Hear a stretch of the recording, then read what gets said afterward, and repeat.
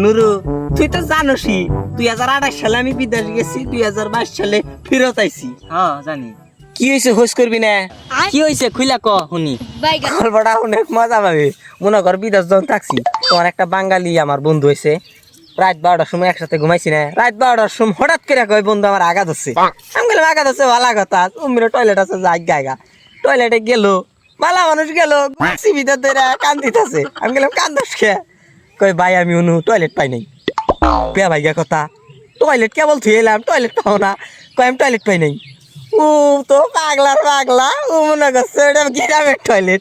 উনি তো মনে করে আঙ্গন নালকা বড় লোক পোলাবার আগে খারে থেকে আগে, বড় লোকেরা খারে থেকে আগে না। ও মনে করছে ওটা কি জানি জিনিস। ও এখন আঁকবো না, আমি খারে থেকে আঁকবো না। ও বাইতে পড়বো, চিকনি বাজাইছে বাইতে পড়বো। আমি বললাম হ্যাঁ উনি আগে, কয় না আমি খারে থেকে আগে হাম না, আমি বাইরে আঁকবো। এখন কি ওই রাতের মধ্যে কীভাবে ব্যবস্থা করি?